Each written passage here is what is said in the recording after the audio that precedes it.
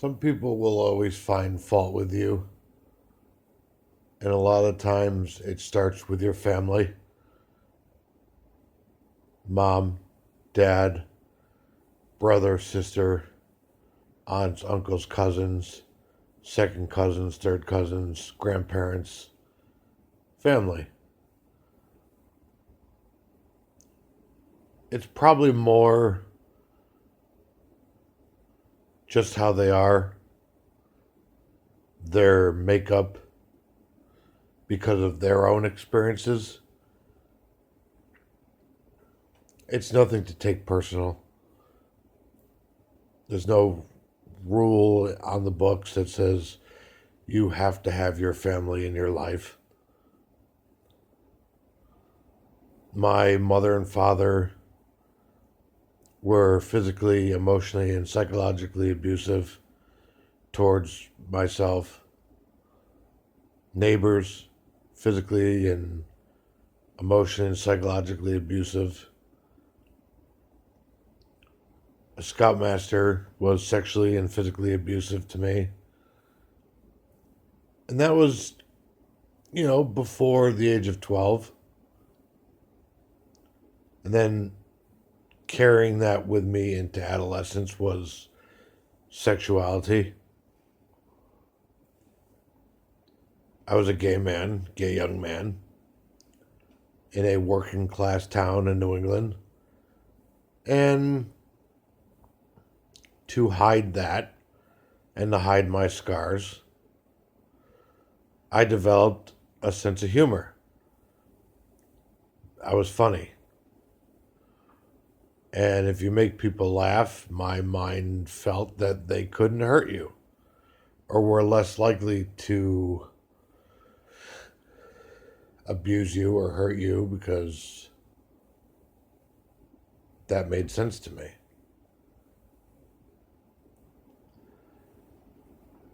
So there was a constant hurt and covered up by laughter,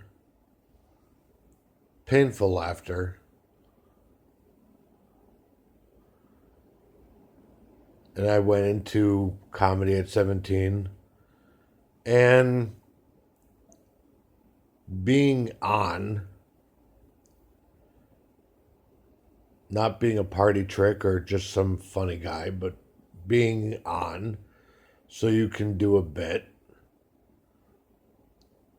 in some way, and in a lot of times, more extreme than others, you have to be in a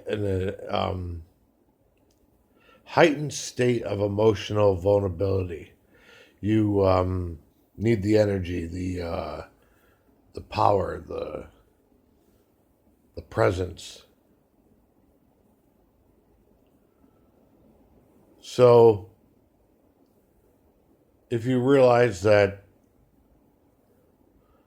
I was a very scarred young man, covered it with humor and drugs, alcohol, it was headed for disaster. It happened sooner rather than later. And at 21, I had my first mental breakdown and was hospitalized and had to take some medication and cover it up even more.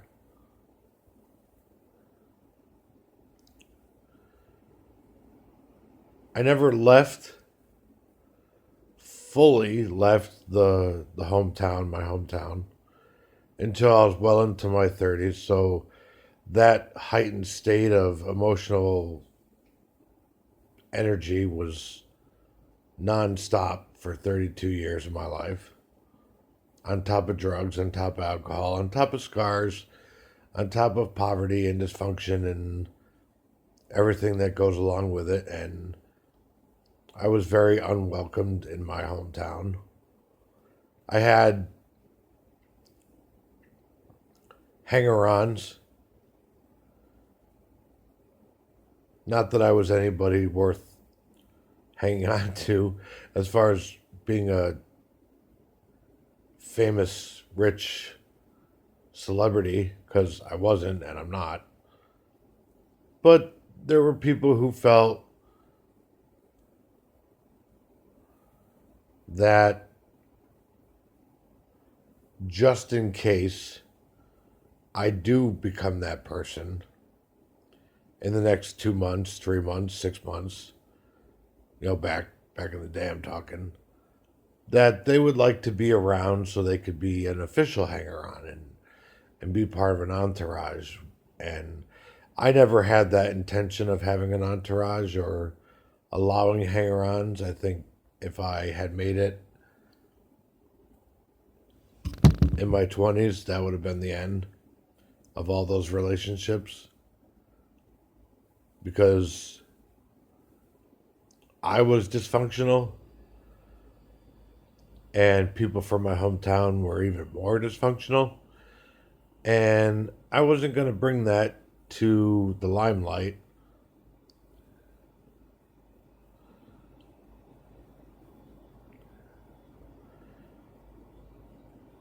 Janis Joplin, the singer,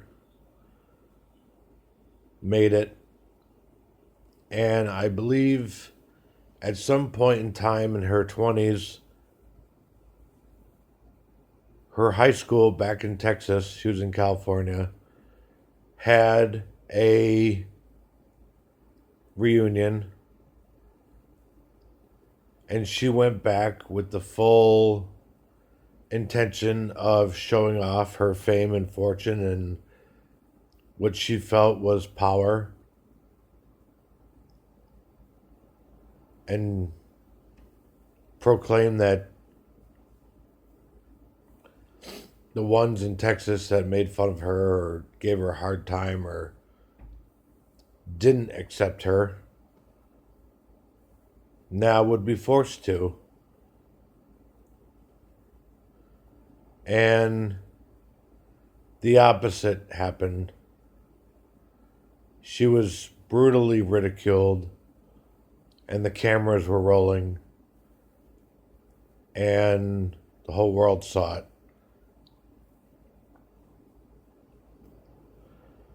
And ultimately, that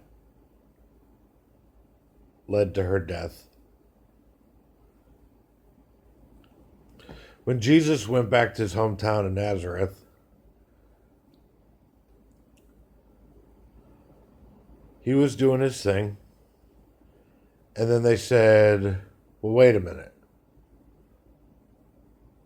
That's just Jesus.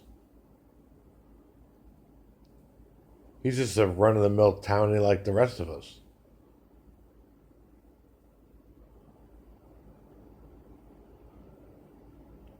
And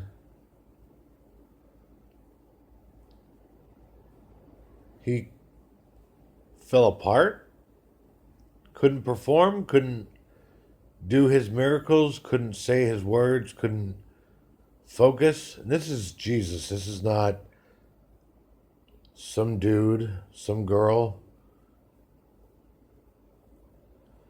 And he said, a prophet isn't accepted in his hometown.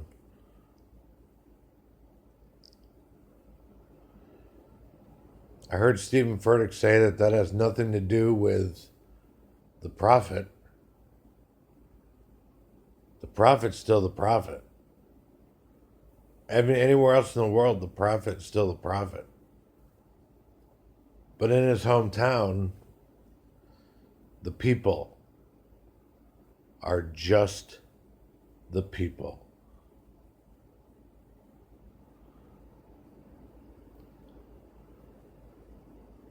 They're just right where Jesus left them. Those people that made fun of Janis Joplin were right where she left them.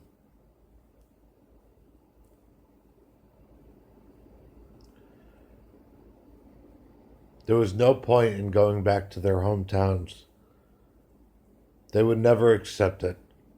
They would never accept that somebody like them could do something great because they couldn't do something great. You see, the hanger-ons in my hometown that were around in my 20s, they didn't really want me to be successful. They just wanted a place to hang out.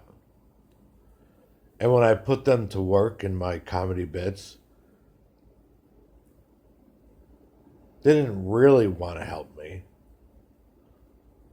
It was just a form of mockery. They were mocking me very much so. And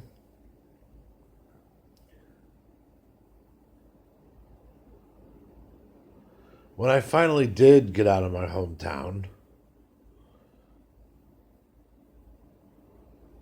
after a suicide attempt,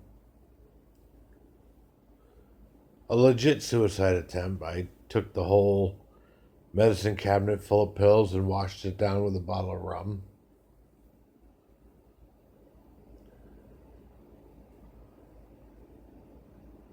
At surface level, it was okay. I was accepted in other towns. It wasn't like I had to be on all the time. It wasn't like I had to be a drunken, Falstaffian man. I could just walk down the street and not be agoraphobic or have to be intoxicated just to go to Burger King or do my bits at the diner when there were no cameras on me or recording devices. People that I met didn't expect me to make them laugh all the time. I was just different from the folks in my hometown. And I know not to go back. Thanks to stories like Janis Joplin's and Jesus Christ's stories of returning to their hometowns and not being accepted, regardless of how successful that they are. The clout, the money, the fame, the fortune.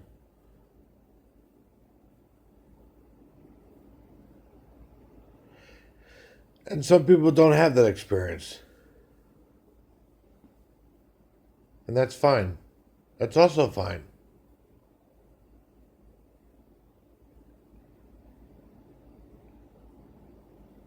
I had to forgive myself.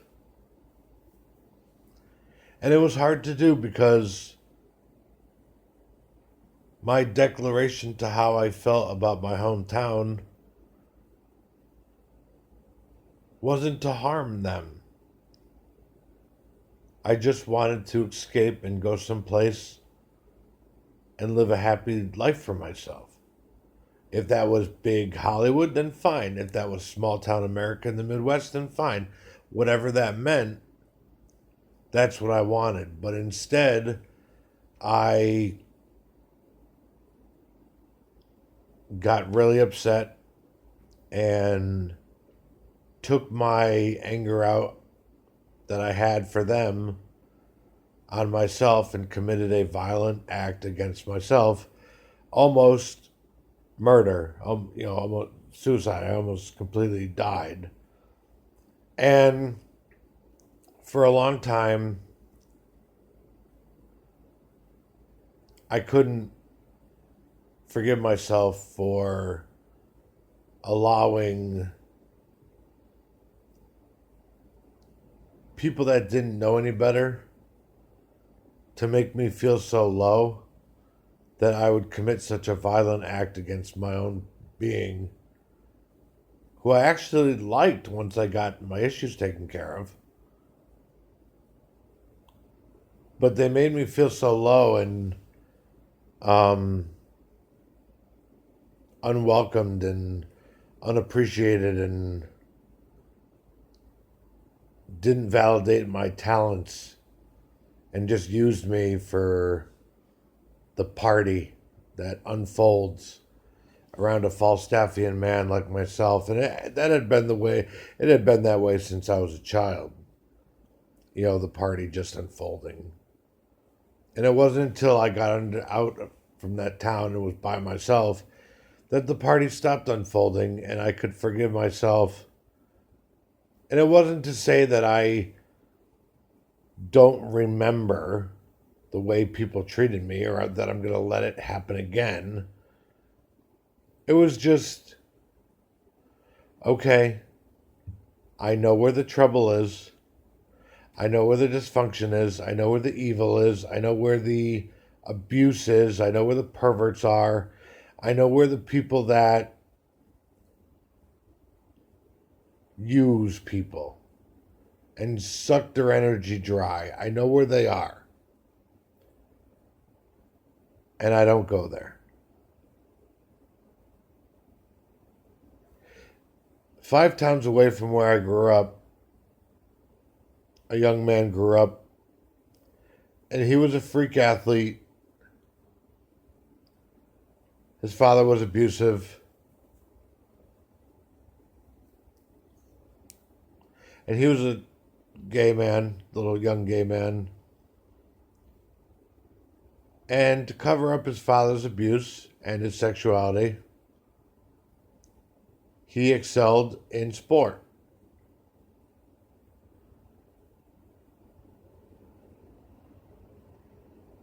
And the older he got, the more prestige he got, all the way to D1, then all the way to the NFL.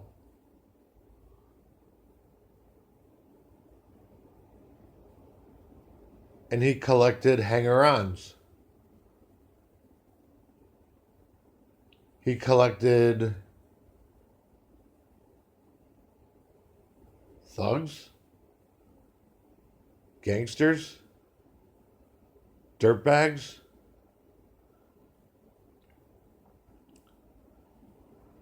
as kind of a validation for his toughness.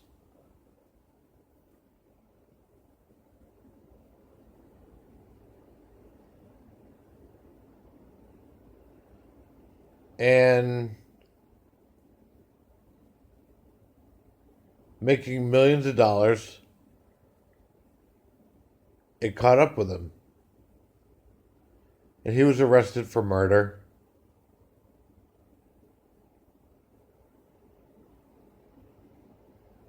And hung himself by himself, all alone, in a prison cell. The hanger-ons were nowhere to be found. The abusers were nowhere to be found. His fame was nowhere to be found, except what they wrote in the paper the next day. Ex-NFL murderer commits suicide in prison alone in his jail cell.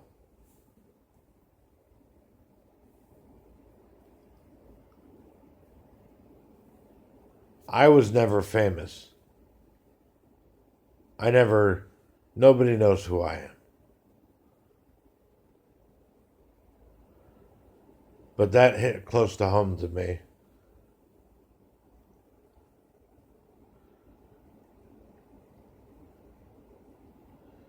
You know where the dysfunction is. Let us all stay away, reject, and avoid, like the plague, the dysfunction in our lives.